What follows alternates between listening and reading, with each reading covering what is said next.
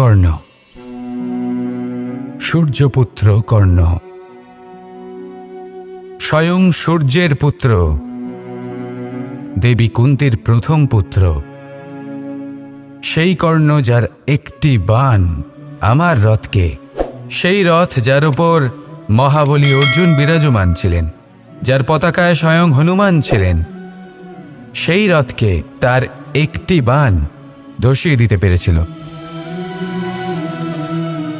দৈব কবচ কুণ্ডলধারী কর্ণ, সেই কর্ণ যুদ্ধক্ষেত্রে নিজের সমাপ্তির সম্মুখীন হলেন। কারণ কি ছিল? নির্বাচন। দুর্যোধনের সাথে বন্ধুত্ব রাখার জন্য, তার অনুচিত কর্মে কোনোদিন কোনো প্রতিবাদ করেননি, তাকে সঙ্গ দিয়েছেন এই নির্বাচন। যখন দ্রৌপদীর বস্ত্রহরণ হচ্ছিল,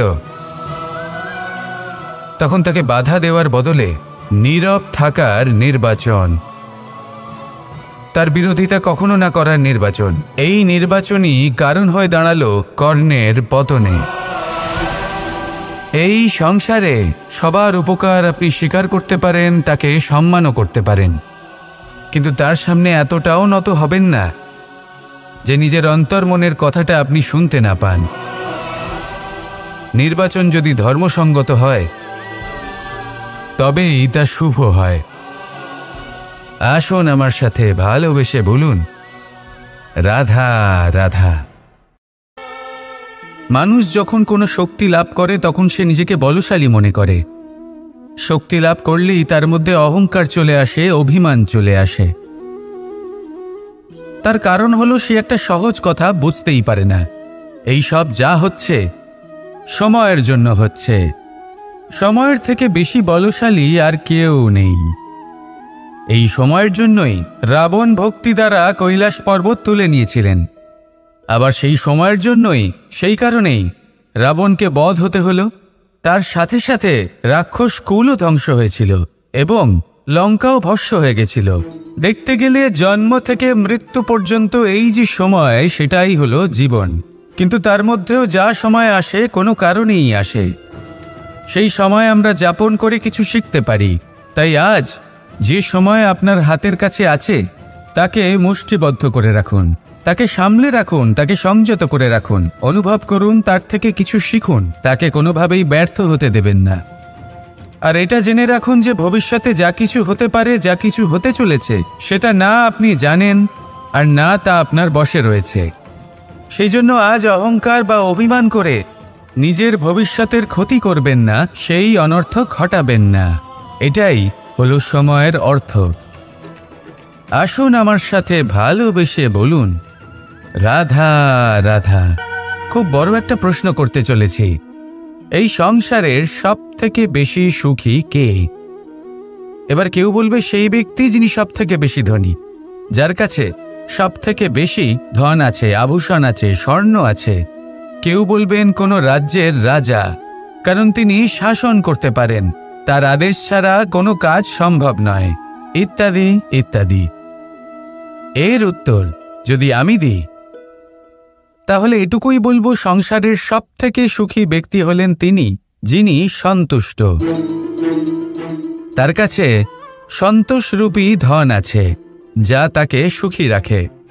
এবার এই সন্তুষ্টি, সেটা কিভাবে আসে জীবনে? এটা আসে ধৈর্যের কারণে। ধৈর্যের এই অনুভূতি অত্যন্ত শক্তিশালী। এই ধৈর্যই কিন্তু আমাদের ধরিত্রীকে ধরিত্রী মাতা করে তোলে। কারণ ধরিত্রী মাতা ধারণ করেন, সহ্য করেন, ধৈর্য ধরেন এবং নিজের কর্ম করতে থাকেন। সেটা ধৈর্যই ছিল মাতা সীতার মধ্যে, যা রাবণের অন্ত করে দিল। এই ধৈর্যের কারণেই নারায়ণ কূর্ম অবতার ধারণ করেছিলেন, বড় একটা পর্বতকে পৃষ্ঠে ধারণ করেছিলেন এবং সমুদ্র মন্থনকে সম্ভব করেছিলেন। সেই জন্য সর্বপ্রথম মনের মধ্যে ধৈর্যকে নিয়ে আসুন। এই ধৈর্যই আপনাকে সন্তুষ্টির পথে নিয়ে যাবে, আর এই সন্তুষ্টি আপনাকে লোভ, মোহ এবং লালসার পথ থেকে দূরে নিয়ে সুখের পথে নিয়ে যাবে। আর তখন এই মন প্রসন্ন হয়ে বলবে, রাধা রাধা। মানুষ চিরকাল বড় মানুষ হয়ে উঠতে চায়, সবসময় সেই নিয়ে কল্পনা করে। কিন্তু প্রশ্ন হলো এটাই যে মানুষ বড় কখন হতে পারে? যখন সে ধনী হয়ে ওঠে, নাকি যখন তার কাছে সম্মান থাকে, নাকি যখন রূপবান হয় বা অধিক শক্তিশালী হয়? মানুষ বড় মানুষ তখনই হতে পারে যখন বিপদের সময় সে অন্য কোনো মানুষের পাশে এসে দাঁড়ায়। তাই সর্বপ্রথম এইটা শিখুন। হয়তো এই জন্যই হনুমান শ্রীরামের কাছে এতটা বড়, আর হয়তো এই জন্যই বলরাম দাদা আমার কাছে এত বড়। যদি আপনিও জীবনে বড় হয়ে উঠতে চান, তাহলে কারোর সাথে তার দুঃখের সময়, তার সংকটের সময় তাকে সঙ্গ দিন আর পাশে এসে দাঁড়ান। এই মন প্রসন্ন হয়ে বলবে, রাধা রাধা। আমাদের জীবনে আমরা যখনই এমন কোনো মানুষের সাথে পরিচিত হই যে বয়সে, পদে এবং আর্থিক দিক থেকে আমাদের থেকে পিছিয়ে, তখন আমরা সবাই খুব হীন নজরে তাদের দিকে দেখি। মনেই করি না যে সেই ব্যক্তির নিজস্ব একটা অস্তিত্ব রয়েছে, তার নিজেরও একটা মাহাত্ম্য রয়েছে। আমাদের মনেই হয় না যে আমাদের সামনে দাঁড়িয়ে থাকার যোগ্যতা আছে তাদের। চলুন আপনাকে একটা প্রশ্ন করি, শূন্যের নিজস্ব মূল্য কোথায়? আপনি বলবেন কিছুই না। শূন্যের আবার নিজস্ব মূল্য কোথায়? কিন্তু যখন এই শূন্যই কোনো সংখ্যার সাথে এসে যুক্ত হয়ে যায়, কোনো অঙ্কের সাথে এসে যুক্ত হয়ে যায়, তখন তার মূল্য অনেক গুণ বৃদ্ধি পায়। অর্থাৎ এই শূন্যের মূল্য অবশ্যই আছে। আর আমাদের জীবনেও এমন কিছু ব্যক্তি থাকেন, তাদের দেখে মনে হয় যে এদের কোনো মূল্যই নেই। কিন্তু যখন এই ব্যক্তি কারোর সাথে এসে জুড়ে যান, তখন তার মূল্য সেই ব্যক্তির বৃদ্ধি ঘটায়। এই সংসারে এমন কোনো ব্যক্তি নেই যার কোনো মূল্য নেই। যদি আমরা ধনুকের কথা বলি, তাহলে তার জন্য একটি দড়ির প্রয়োজন হয়, যেটি প্রত্যঞ্চা হিসেবে ব্যবহৃত হয়। যদি প্রত্যঞ্চা না থাকে, তাহলে ধনুকের কোনো মূল্যই থাকে না। যদি প্রত্যঞ্চা না থাকে, তাহলে ধনুকের অস্তিত্ব অসম্পূর্ণ থেকে যায়। এই সংসারে যে কোনো ব্যক্তি হোক বা যে কোনো বস্তু হোক, প্রত্যেকের নিজস্ব একটি মূল্য আছে। তার সম্মান করুন, সামনে অগ্রসর হন, আর আমার সাথে ভালোবেসে বলুন, রাধা রাধা। যদি আপনি নিজের জীবনে প্রকৃত বন্ধু নির্বাচন করতে চান, তাহলে তার আগে দর্পণ আর ছায়া, এই দুইয়ের বিশেষত্বর বিষয়ে জানাটা অত্যন্ত প্রয়োজনীয়। দর্পণ কি করে থাকে? যখনই আপনি দর্পণের দিকে তাকাবেন, ও শুধুমাত্র আপনাকে সত্যের সাথে অবগত করাবে, ও আপনাকে কখনো মিথ্যে বলবে না। সেখানেই যদি ছায়ার কথা বলি, তাহলে দেখুন ছায়া কি করে। সব সময় আপনার সাথে থাকে, কখনো আপনার সঙ্গ ত্যাগ করে না। এবার আপনার জীবনে যদি এমন কোনো বন্ধু আসে যে সবসময় আপনাকে সত্য কথা বলবে, আপনার অপগুণের বিষয়ে যদি আপনাকে বলে কিন্তু তাও সে সত্যিই বলবে, তাহলে তার উদ্দেশ্য কিন্তু আপনাকে দুঃখ দেওয়া নয়। সে আপনার অজ্ঞানতা, আপনার ভ্রম দূর করতে চায়। যদি আপনি কোনো অনুচিত পথে চলতে থাকেন, তাহলে সে আপনাকে বাধা দিতে চায়। আর যদি সেই মিত্রই ছায়া সঙ্গীর মতো হয়, সে কখনোই সুখ দুঃখে আপনার সঙ্গ ত্যাগ করবে না। তার উদ্দেশ্য হলো সবসময় আপনাকে রক্ষা করা। তাই এরকম দর্পণ বা ছায়ার মতো কোনো বন্ধু যদি আপনার জীবনে আসে, তাহলে তাকে কোথাও যেতে দেবেন না। সে আপনার জীবনকে সুখময় করে তুলবে। আর যদি আপনার জীবনে উপস্থিত বন্ধু এমন না হয়, তাহলে তাকে নিজের থেকে দূরে করে দেওয়াই বাঞ্ছনীয়। তাহলে দর্পণ আর ছায়ার মতো প্রকৃত এবং ভালো বন্ধুকে নিজের জীবনে স্থান দিন, আর আমার সাথে ভালোবেসে বলুন, রাধা রাধা। জল হলো জীবনের আধার। যদি জল না থাকে, এই সংসারের জীবনের কোনো অস্তিত্ব নেই। এই জল হলো শুদ্ধ, পবিত্র। কিন্তু যখন এই জল পরিবেশের সংস্পর্শে আসে, তখন ধুলো, ময়লা, কাদা এবং অন্যান্য বস্তু দ্বারা এই জল পূর্ণরূপে দূষিত হয়ে যায়। এবার যদি এই জলের শুদ্ধিকরণ করতে হয়, তাহলে আমরা এই জলকে অস্থির হতে দিই না, তাকে স্থিরভাবে রেখে দিই। আর সেটা করলে সেই জল নিজে থেকেই সকল অশুদ্ধি ত্যাগ করে দেয়, নিজে থেকেই নিজেকে শুদ্ধ করে তোলে। এটা কিন্তু আমাদের মনের সাথেও হয়ে থাকে। এই সংসারে এত সমস্যার সম্মুখীন হয়েও কোথাও না কোথাও আমাদের এই মন মলিন হয়ে যায়। এতে নেতিবাচক ভাব জাগ্রত হয়। সেই মুহূর্তে আপনি কোনোভাবে রাগ করবেন না, মন খারাপ করবেন না, তাড়াতাড়ি কোনো সিদ্ধান্ত নেবেন না, কোনো প্রতিক্রিয়া দেবেন না। শুধু নিজের এই মনকে শান্ত করে রাখবেন, শান্ত মনে দিন যাপন করবেন। যদি এটা করেন তাহলে আপনি নিজে থেকেই বুঝতে পারবেন যে কি কি অশুভ ভাব আপনার মধ্যে জাগ্রত হয়েছে আর কি কি শুভ চেতনা আপনাকে জাগ্রত করতে হবে। আপনি নিজে থেকেই এমন পথ খুঁজে পাবেন যার দ্বারা এই অশুদ্ধি আপনি ত্যাগ করতে পারবেন। আসুন আমার সাথে ভালোবেসে বলুন, রাধা রাধা। প্রারম্ভ শূন্যের দ্বারা হয়ে থাকে, তা সে ব্রহ্মাণ্ডই হোক, পৃথিবীই হোক, আদি ইত্যাদিই হোক। সবাই নিজের অস্তিত্ব শূন্য থেকে লাভ করে। এই শূন্য যার নিজের কোনো অস্তিত্ব নেই, কিন্তু সে সকলকে অস্তিত্ব দান করে থাকে। আমাদের এই শূন্যের মতো হতে হবে।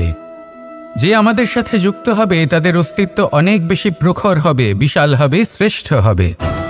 কিন্তু যেই আমরা তাদের থেকে দূরে যাব, তারা আমাদের উপস্থিতির আভাস পাবে, আমাদের গুরুত্ব বুঝতে পারবে।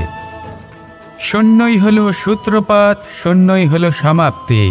শূন্যকে কেউ যতই ছোট মনে করুক, কিন্তু এই শূন্য অত্যন্ত গুরুত্বপূর্ণ। তাই এই শূন্যের মতো হয়ে উঠুন আর আমার সাথে ভালোবেসে বলুন, রাধা রাধা। এই জীবন আসলে কি?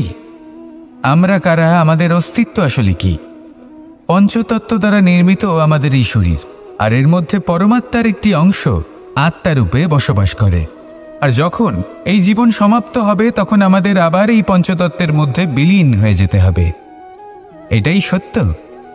এবার অনেক মানুষ আছেন এমন অনেক চেষ্টা করতে থাকেন এমন কর্ম করার যাতে এই সংসার তাদের চিরস্মরণীয় করে রাখবে। কিন্তু এই জীবন আসলে কি? সেই সময় যখন আমরা নিঃশ্বাস নিই, আমাদের হৃৎস্পন্দন হয়, আমরা যে মুহূর্তগুলো যাপন করি, এবার এই মুহূর্তগুলিতে আমরা কি করব সেটা অত্যন্ত গুরুত্বপূর্ণ। আমরা কি অহংকার করব নাকি পরোপকার করব? এই সৃষ্টিকে বেঁধে রাখার চেষ্টা করব নাকি নিজেকে উন্নত করে তোলার চেষ্টা করব?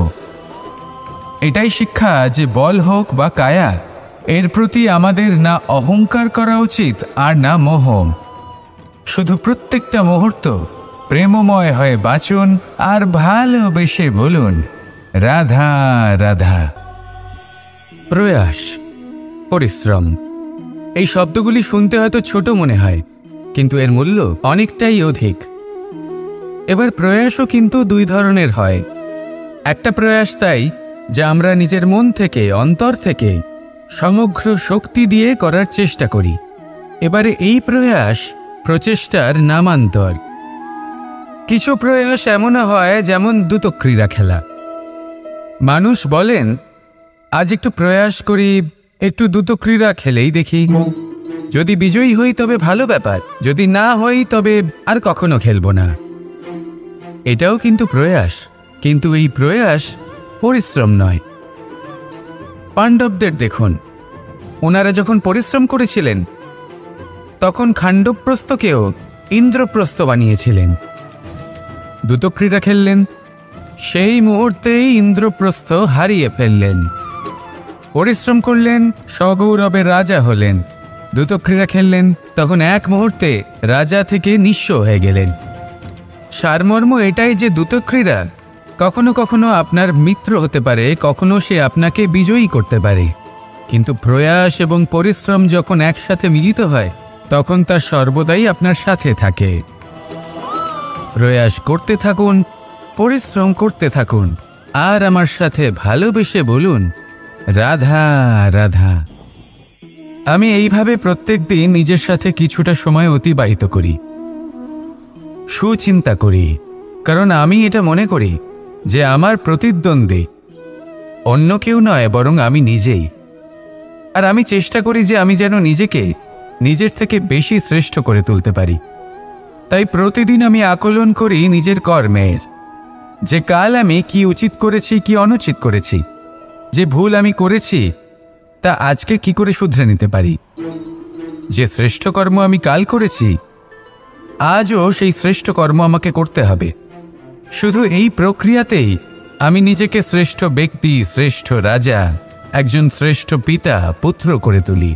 এইভাবেই আমি একজন শ্রেষ্ঠ মানুষ হয়ে উঠি। আপনিও এই কথা মনে রাখবেন যে আপনার প্রতিস্পর্ধা অন্য কারোর সাথে নয়, বরং নিজের সাথে। তাই নিজের কর্মের আকলন করুন, নিজের মধ্যে যে দোষ আছে তা ত্যাগ করুন, নিজেকে শুধরে ফেলুন। এই মন সবসময় সুপ্রসন্ন থাকবে এবং লক্ষ্য প্রাপ্ত করে বলবে, রাধা রাধা। কখনো কোনো পাখিকে দেখেছেন?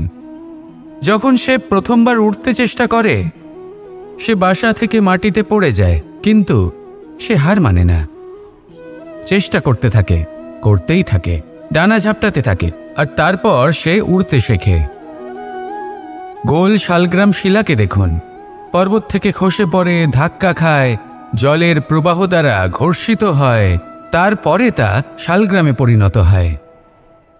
ভেবে দেখুন, যদি কোনো পাখি প্রথমবার উড়তে গিয়ে এটা ভাবে যে না না, যদি আমি পড়ে যাই তবে, আমার যদি আঘাত লাগে তবে, আর যদি ভয়ের কারণে সে শুরুই না করতে পারে, চেষ্টাই না করে, তাহলে কি সে উড়তে শিখবে?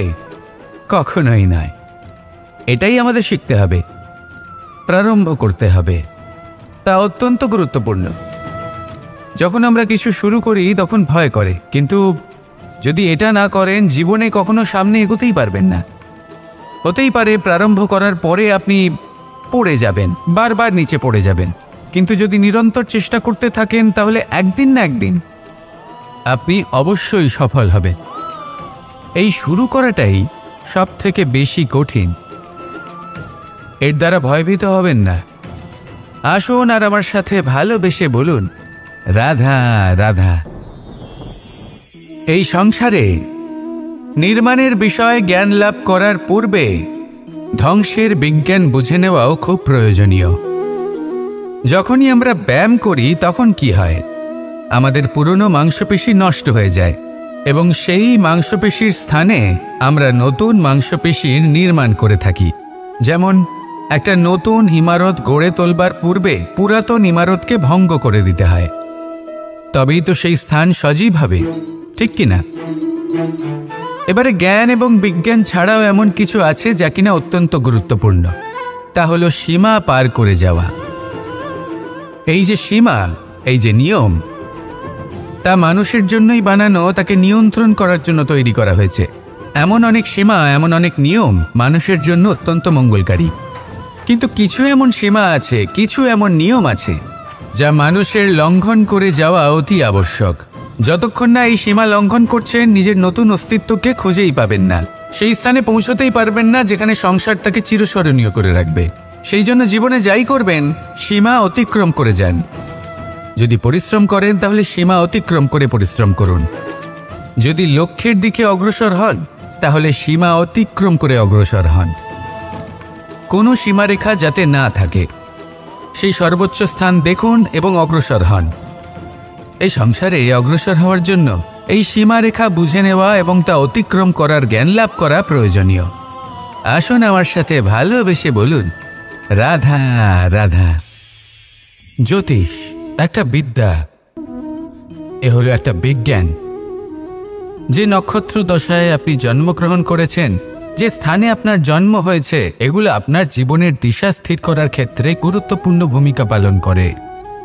কিন্তু যে রাশিতে আপনি জন্ম নিয়েছেন আর আপনার যা নাম স্থির হয়েছে, সেটা আপনার ভবিষ্যৎ নির্ধারণ করবে তা আবশ্যক নয়।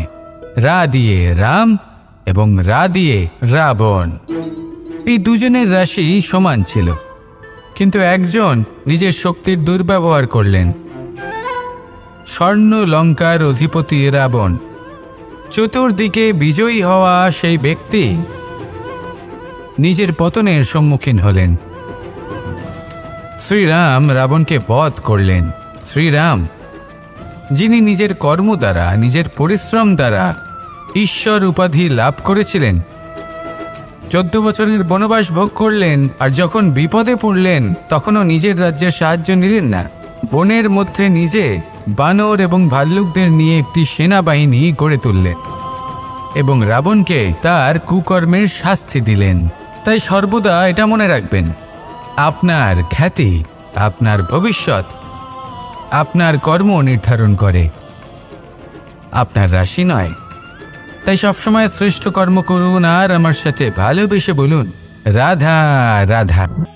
প্রজাপতি দেখেছেন কি সুন্দর হয়, তাই না? এই প্রজাপতি, ওদের দিকে তাকালে নিজের অজান্তেই নিজের মুখে হাসি ফুটে ওঠে। কিন্তু এই প্রজাপতি জন্ম থেকেই এমন দেখতে হয় না। জন্ম থেকে এদের কাছে ডানা থাকে না, এরা উড়তেও পারে না। যখন একটি প্রজাপতি জন্ম নেয় তখন প্রথমে ডিম অবস্থায় থাকে সে। আস্তে আস্তে সেই কবচ সে ভেঙে ফেলে, খুব পরিশ্রম করতে হয় তাকে।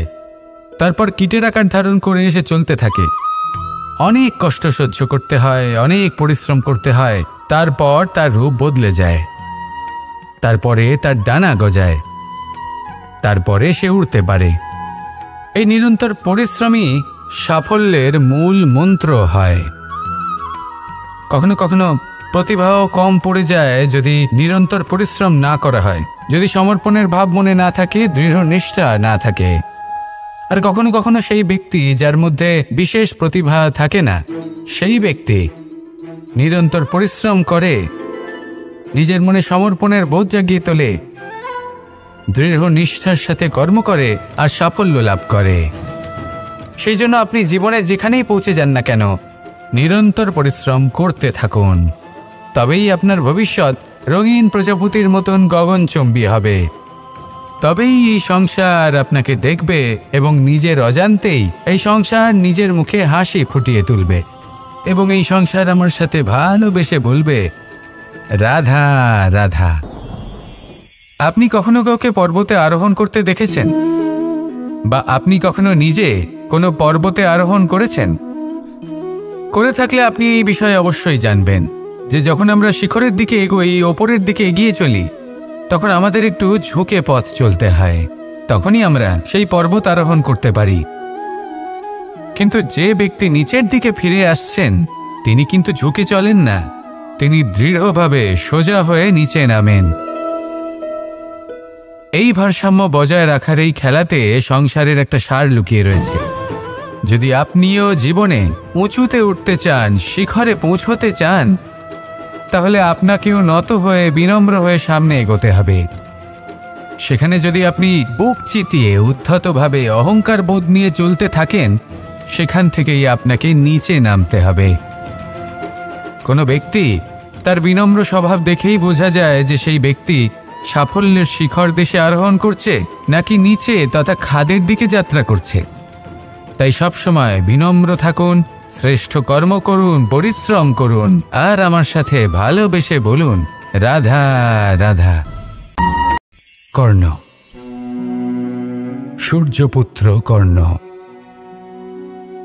স্বয়ং সূর্যের পুত্র, দেবী কুন্তীর প্রথম পুত্র।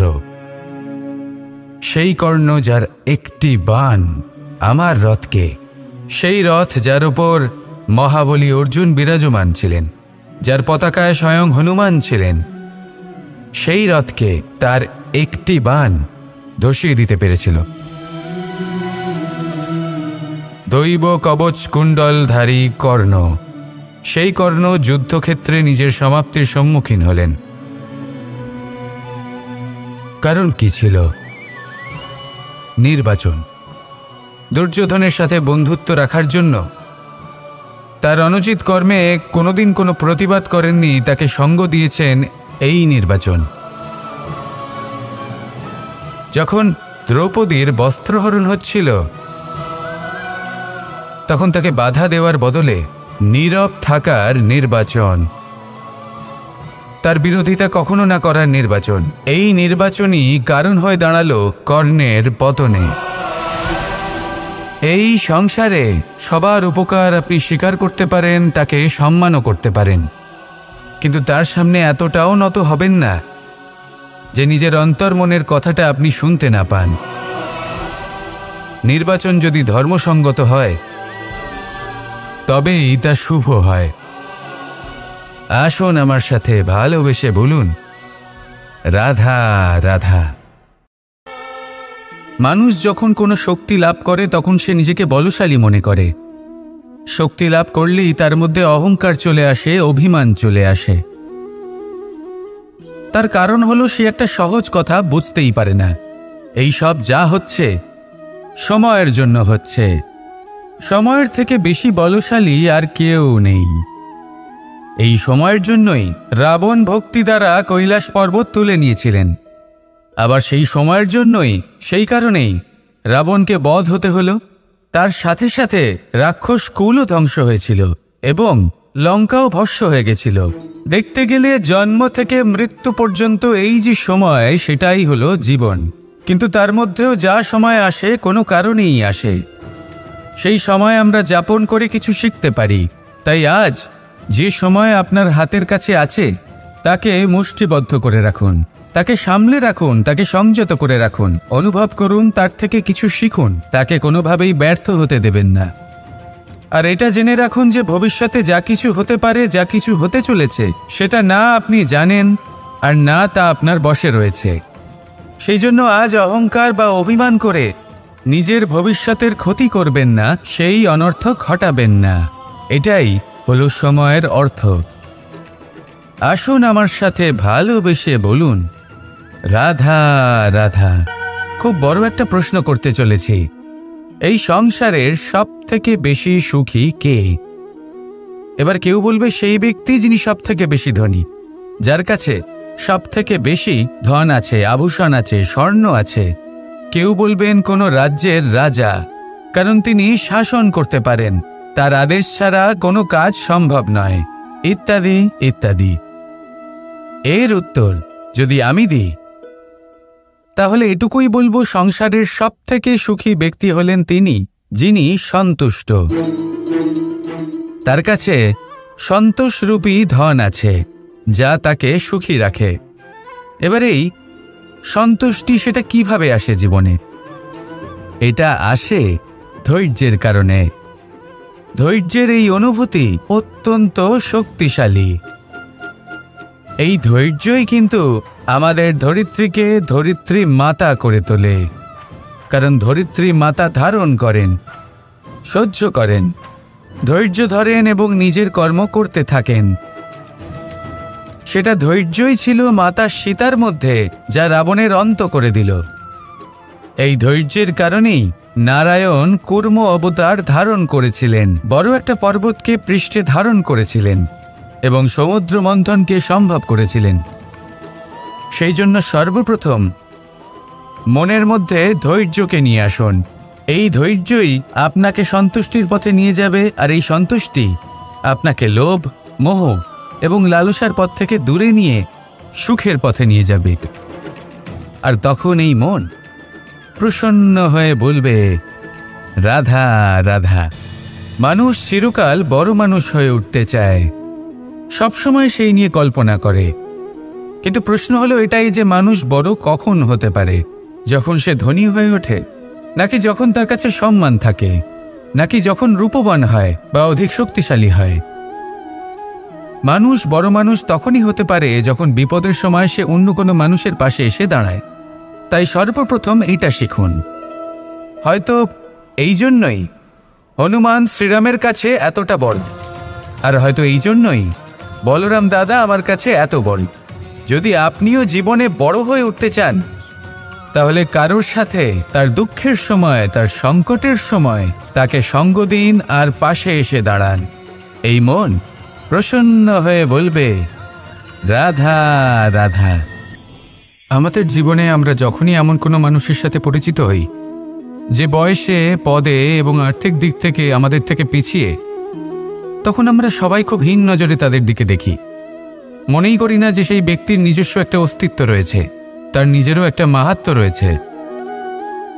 আমাদের মনেই হয় না যে আমাদের সামনে দাঁড়িয়ে থাকার যোগ্যতা আছে তাদের। চলুন আপনাকে একটা প্রশ্ন করি, শূন্যের নিজস্ব মূল্য কোথায়? আপনি বলবেন কিছুই না। শূন্যের আবার নিজস্ব মূল্য কোথায়? কিন্তু যখন এই শূন্যই কোনো সংখ্যার সাথে এসে যুক্ত হয়ে যায়, কোনো অঙ্কের সাথে এসে যুক্ত হয়ে যায়, তখন তার মূল্য অনেক গুণ বৃদ্ধি পায়। অর্থাৎ এই শূন্যের মূল্য অবশ্যই আছে। আর আমাদের জীবনেও এমন কিছু ব্যক্তি থাকেন, তাদের দেখে মনে হয় যে এদের কোনো মূল্যই নেই, কিন্তু যখন এই ব্যক্তি কারোর সাথে এসে জুড়ে যান তখন তার মূল্য সেই ব্যক্তির বৃদ্ধি ঘটায়। এই সংসারে এমন কোনো ব্যক্তি নেই যার কোনো মূল্য নেই। যদি আমরা ধনুকের কথা বলি তাহলে তার জন্য একটি দড়ির প্রয়োজন হয় যেটি প্রত্যঞ্চা হিসেবে ব্যবহৃত হয়। যদি প্রত্যঞ্চা না থাকে তাহলে ধনুকের কোনো মূল্যই থাকে না। যদি প্রত্যঞ্চা না থাকে তাহলে ধনুকের অস্তিত্ব অসম্পূর্ণ থেকে যায়। এই সংসারে যে কোনো ব্যক্তি হোক বা যে কোনো বস্তু হোক, প্রত্যেকের নিজস্ব একটি মূল্য আছে। তার সম্মান করুন, সামনে অগ্রসর হন আর আমার সাথে ভালোবেসে বলুন রাধা রাধা। যদি আপনি নিজের জীবনে প্রকৃত বন্ধু নির্বাচন করতে চান তাহলে তার আগে দর্পণ আর ছায়া এই দুইয়ের বিশেষত্বর বিষয়ে জানাটা অত্যন্ত প্রয়োজনীয়। দর্পণ কি করে থাকে? যখনই আপনি দর্পণের দিকে তাকাবেন ও শুধুমাত্র আপনাকে সত্যের সাথে অবগত করাবে, ও আপনাকে কখনো মিথ্যে বলবে না। সেখানেই যদি ছায়ার কথা বলি তাহলে দেখুন ছায়া কি করে, সব সময় আপনার সাথে থাকে, কখনো আপনার সঙ্গ ত্যাগ করে না। এবার আপনার জীবনে যদি এমন কোনো বন্ধু আসে যে সব সময় আপনাকে সত্য কথা বলবে, আপনার অপগুণের বিষয়ে যদি আপনাকে বলে কিন্তু তাও সে সত্যিই বলবে, তাহলে তার উদ্দেশ্য কিন্তু আপনাকে দুঃখ দেওয়া নয়, সে আপনার অজ্ঞানতা, আপনার ভ্রম দূর করতে চায়। যদি আপনি কোনো অনুচিত পথে চলতে থাকেন তাহলে সে আপনাকে বাধা দিতে চায়। আর যদি সেই মিত্রই ছায়া সঙ্গীর মতো হয়, সে কখনোই সুখ দুঃখে আপনার সঙ্গ ত্যাগ করবে না। তার উদ্দেশ্য হলো সবসময় আপনাকে রক্ষা করা। তাই এরকম দর্পণ বা ছায়ার মতো কোনো বন্ধু যদি আপনার জীবনে আসে তাহলে তাকে কোথাও যেতে দেবেন না। সে আপনার জীবনকে সুখময় করে তুলবে। আর যদি আপনার জীবনে উপস্থিত বন্ধু এমন না হয় তাহলে তাকে নিজের থেকে দূরে করে দেওয়াই বাঞ্ছনীয়। তাহলে দর্পণ আর ছায়ার মতো প্রকৃত এবং ভালো বন্ধুকে নিজের জীবনে স্থান দিন আর আমার সাথে ভালোবেসে বলুন রাধা রাধা। জল হলো জীবনের আধার। যদি জল না থাকে এই সংসারের জীবনের কোনো অস্তিত্ব নেই। এই জল হলো শুদ্ধ, পবিত্র। কিন্তু যখন এই জল পরিবেশের সংস্পর্শে আসে তখন ধুলো, ময়লা, কাদা এবং অন্যান্য বস্তু দ্বারা এই জল পূর্ণরূপে দূষিত হয়ে যায়। এবার যদি এই জলের শুদ্ধিকরণ করতে হয় তাহলে আমরা এই জলকে অস্থির হতে দিই না, তাকে স্থিরভাবে রেখে দিই। আর সেটা করলে সেই জল নিজে থেকেই সকল অশুদ্ধি ত্যাগ করে দেয়, নিজে থেকেই নিজেকে শুদ্ধ করে তোলে। এটা কিন্তু আমাদের মনের সাথেও হয়ে থাকে। এই সংসারে এত সমস্যার সম্মুখীন হয়েও কোথাও না কোথাও আমাদের এই মন মলিন হয়ে যায়, এতে নেতিবাচক ভাব জাগ্রত হয়।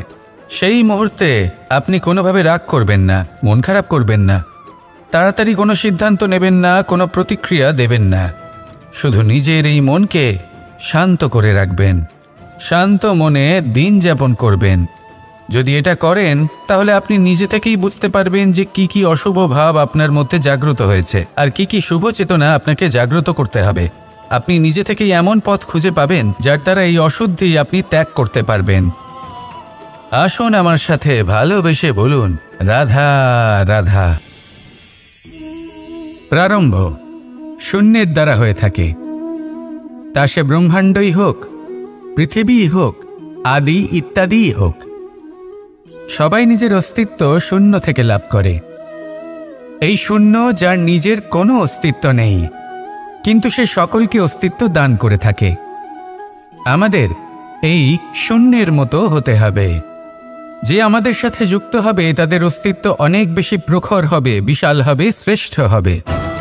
কিন্তু যেই আমরা তাদের থেকে দূরে যাব তারা আমাদের উপস্থিতির আভাস পাবে, আমাদের গুরুত্ব বুঝতে পারবে।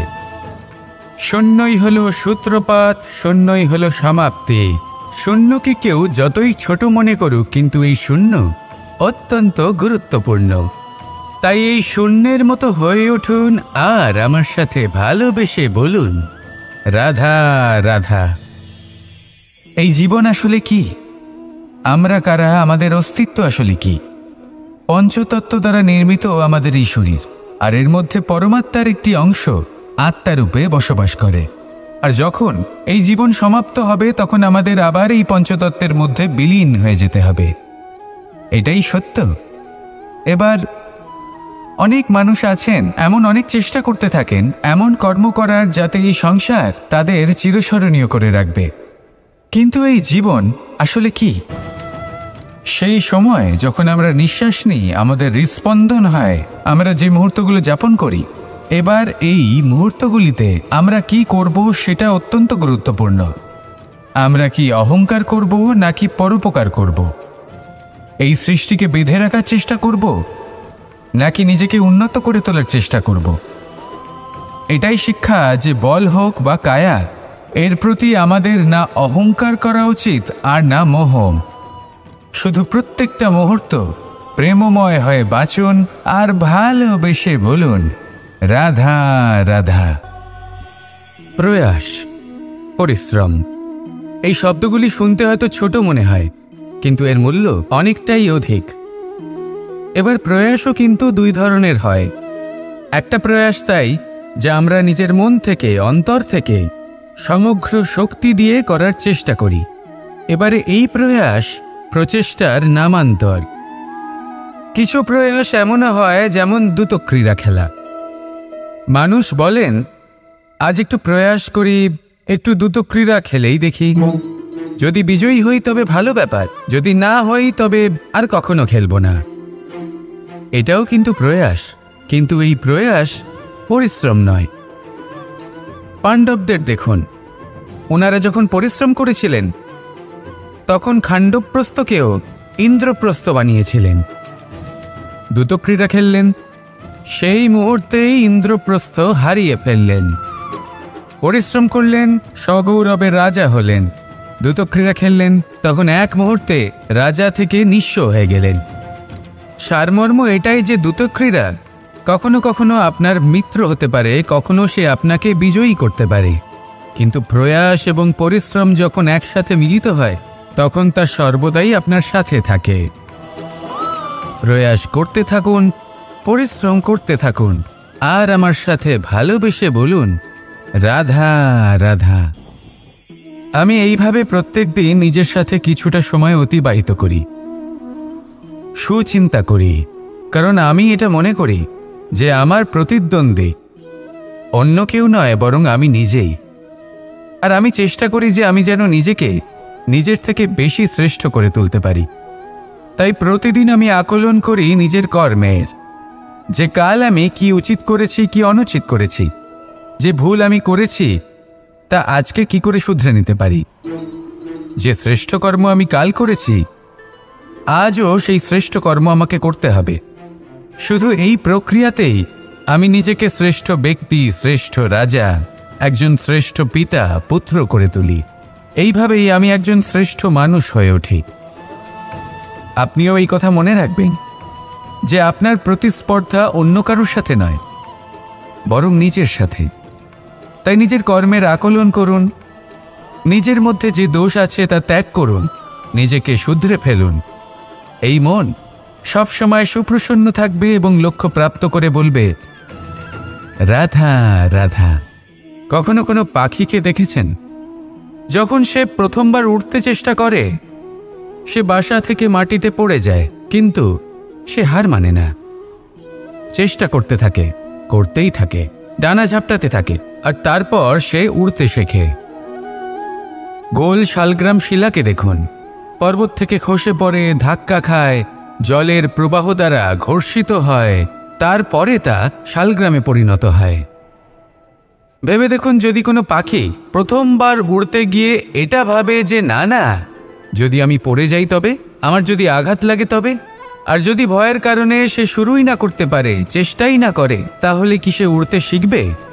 কখনোই নয়। এটাই আমাদের শিখতে হবে, প্রারম্ভ করতে হবে। তা অত্যন্ত গুরুত্বপূর্ণ। যখন আমরা কিছু শুরু করি তখন ভয় করে, কিন্তু যদি এটা না করেন জীবনে কখনো সামনে এগোতেই পারবেন না। হতেই পারে প্রারম্ভ করার পরে আপনি পড়ে যাবেন, বারবার নিচে পড়ে যাবেন, কিন্তু যদি নিরন্তর চেষ্টা করতে থাকেন তাহলে একদিন না একদিন আপনি অবশ্যই সফল হবেন। এই শুরু করাটাই সব থেকে বেশি কঠিন। এর দ্বারা ভয়ভীত হবেন না।